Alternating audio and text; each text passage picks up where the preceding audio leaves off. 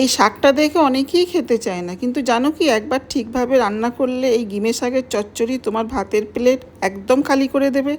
আজ আমি এমন একটা ট্রিক শেয়ার করব, যেটা করলে গিমে শাক আর একদমই তেতো লাগবে না, বরং হবে একদম ঝালঝাল মজাদার। মাত্র 10 মিনিটে তৈরি হবে সুপার টেস্টি রেসিপি। তো চলো দেখে নেওয়া যাক রেসিপি। আসসালামু আলাইকুম, welcome to my channel kitchen এলেন অফিসিয়াল। তোমরা কেমন আছো বন্ধুরা? আশা করছি যে যেখান থেকে ভিডিও দেখছো অনেক ভালো আছো। তো দেখো, আমি গিমে শাক নিয়েছি। তো গিমে শাকটা বেছে নিতে হবে খুব ভালো করে। এই যে ফুলগুলো দেখতে পাচ্ছ, এই ফুলগুলো নেওয়া যাবে না। এই ফুলগুলো যদি নাও তাহলে শাক অনেক তেতো লাগবে। আর এই পুরো ডাঁটিটাও নেওয়া যাবে না। এই মানে গিমে শাকের যে ডাঁটিটা আছে না, যে ডাঁটাটা, এটা নিলে সেদ্ধ হয় না, একদমই সেদ্ধ হবে না। তো ডাঁটা আর পাতাগুলো বেছে নিতে হবে, ফুল নেওয়া যাবে না। ফুল নিলে কিন্তু অনেক তেতো হয়ে যাবে। আর শুধু যদি পাতা এইভাবে রান্না করো একদমই তেতো লাগবে না। তো দেখো, আমি এইভাবে শুধু পাতাগুলোকে বেছে নিচ্ছি আর ডগগুলোকে কেটে নিয়েছি। সবগুলো বাছা হয়ে গেছে। দেখো, একটুও কিন্তু ফুল নেইনি, দেখো ফুল নেই একটুও। নিয়েছি দুটো আলু। তো আলুগুলো খোসা ছাড়িয়ে নেব।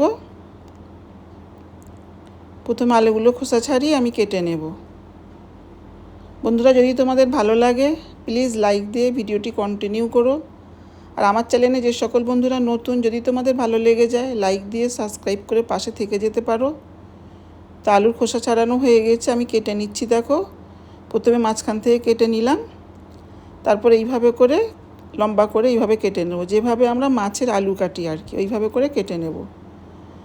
তো এই গিমে শাকটা আমি একেবারে সাধারণ ঘরোয়া উপকরণ দিয়ে রান্না করব, একদম সিম্পলভাবে রান্না করব।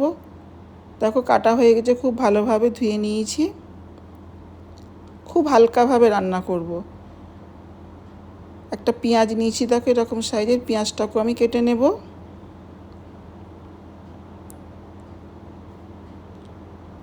তারপরে আমি এইভাবে মাঝখান থেকে কেটে, যেভাবে পেঁয়াজ কাটে আমি কেটে নেব।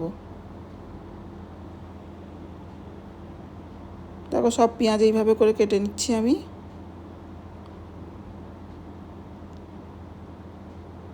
হালকাভাবে রান্না করলে যে এই শাক এত মজার হয়, একবার ট্রাই করে দেখতে পারো, অসম্ভব স্বাদের হয়। দেখো, সব কাটা হয়ে গেছে, আমি একটা বাটিতে তুলে নিচ্ছি।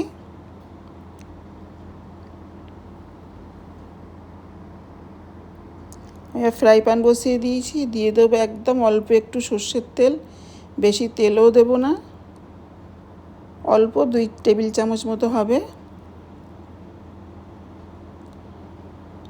তেল গরম হয়ে গেছে, দিয়ে দেবো কেটে রাখা পেঁয়াজ। পেঁয়াজটা নেড়ে চেড়ে হালকা একটু ভেজে নেব।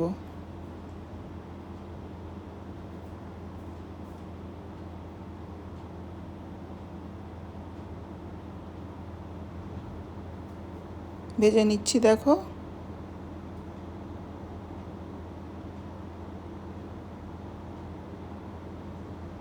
পেঁয়াজও বেশি লাগবে না, তেলও বেশি লাগবে না, অথচ স্বাদে অসাধারণ হবে।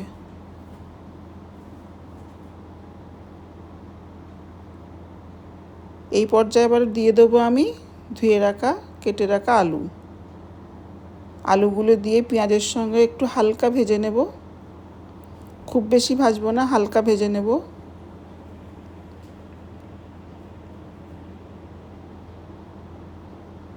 এরকম চচ্চড়ি যদি বন্ধুরা প্রথম পাতে থাকে না, ভাতের প্রথম পাতে, আর কিছুই লাগবে না। দেখো, হালকা আমি ভেজে নিয়েছি, খুব বেশি ভাজিনি। এবার সব মশলা দিয়ে দেবো। স্বাদ অনুযায়ী নুন দিয়ে দিলাম, হলুদ গুঁড়ো, লঙ্কা গুঁড়ো, জিরে গুঁড়ো, এবারে দিয়ে দেবো ধনে গুঁড়ো, সব হাফ চামচ মতো হবে। এগুলো দিয়ে আলুর সঙ্গে একটু নেড়ে চেড়ে কষিয়ে নেব।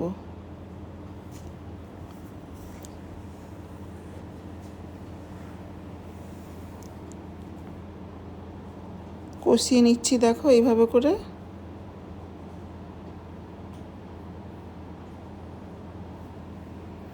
এবার দিয়ে দেবো অল্প একটু পানি, মশলাগুলো যাতে ধরে না যায় এই জন্য পানি দিয়ে দিলাম।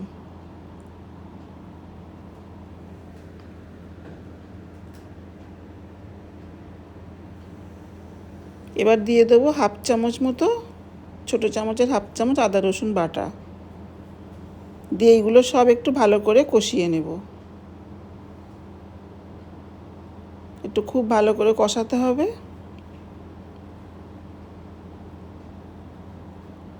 দেখো কষানোটা খুব ভালোভাবে হয়ে গেছে।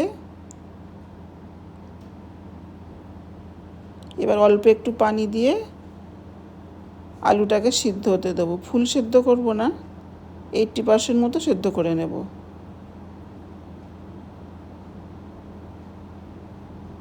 এবার ঢাকা দিয়ে সেদ্ধ হতে দিয়ে দেবো।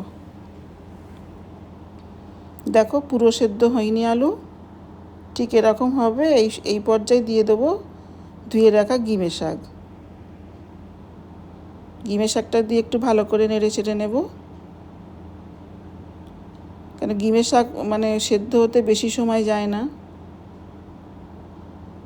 খুব ভালো করে মিশিয়ে নিয়েছি। এইবার এটা দিয়ে দিচ্ছি আমি রান্না করা মাংসর ঝোল, অল্প একটু দিয়ে দিলাম। এতেই গিমে শাকের স্বাদটাকে দুর্দান্ত করে দেবে।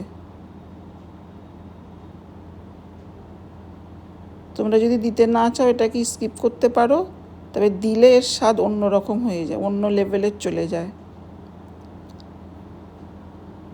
এইভাবে রান্না করে দেখতে পারো।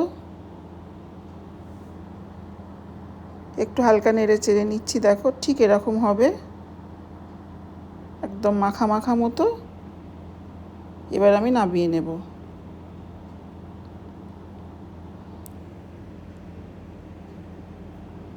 দেখো গরম গরম প্লেটে পরিবেশন করে নিয়েছি। তৈরি হয়ে গেছে গিমে শাকের, দারুণ স্বাদের গিমে শাকের চচ্চড়ি। কেমন লাগলো তোমাদের রেসিপিটা কমেন্টে জানাবে। যদি খুব ভালো লেগে যায় সাবস্ক্রাইব করে পাশে থেকে যাবে। এরকম নিত্য নতুন রান্নার রেসিপি দেখতে চাইলে কিচেন অফিসারের পাশে থেকো, সঙ্গে থেকো। আবারও দেখা হবে অন্য কোনো ভিডিওতে অন্য কোনো নতুন রেসিপি নিয়ে। ততদিন তোমরা ভালো থেকো, সুস্থ থেকো। এতক্ষণ সঙ্গে থাকার জন্য অনেক ধন্যবাদ।